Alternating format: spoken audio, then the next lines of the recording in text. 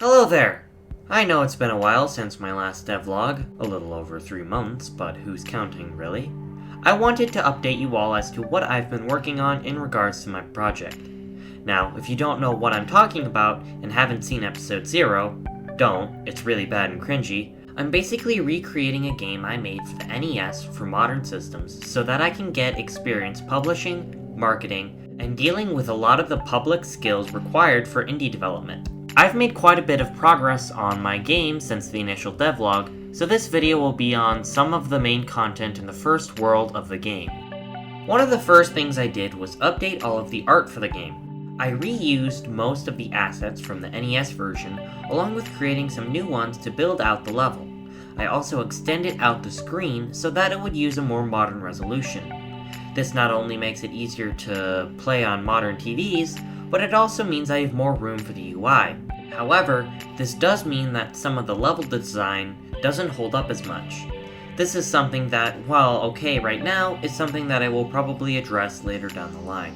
As for content in the first world, it's all basic platformer stuff, but I will address it anyways. First are the enemies. There are cubers, which are basically the Goombas of the game. They march towards you at a moderate pace and take 4 hits to kill. There are also Cubans, who are the counterparts to the cubers. They don't fall off ledges, nor do they take knockback, and they also have 5 health. They are mostly here when I want an enemy next to the ledge without them walking off, and they serve their purpose very nicely. There are slimes as well, but they just sit in place and don't pose much of a threat to the player, so they are used more as a tutorial enemy that will probably be removed in the final release. They show up twice in the first world of the original game, and never again, so they are very specific in their usage. Lastly, there are jumpers. They wander around like the cubers, but on set intervals, they will jump out and lunge at the player. They are one of the harder enemies in the game, and balancing them was tough work. At one point I wanted to make them jump over small gaps and bullets, but it didn't really make the gameplay more engaging, so I left them similar to how they are in the original game. As for level features, the first world is pretty simple. There are coins to collect for points and spikes to dodge, but aside from that, the only thing worth bringing up is ladders. Now ladders are really easy to implement in the NES version, but for this new one made in GameMaker, I struggled to make the player stay on top of the ladders when they're just standing on it.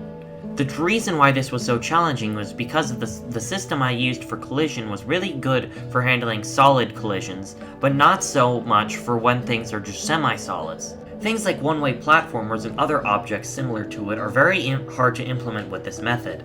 I actually made a post on the GameMaker forums about the issue, and created a workaround where all ladders created an invisible one-way platform to keep the player from falling through the ladder. It's a little finicky, but it works well enough that I will be satisfied with it for the time being. That, however, will be the end of this video.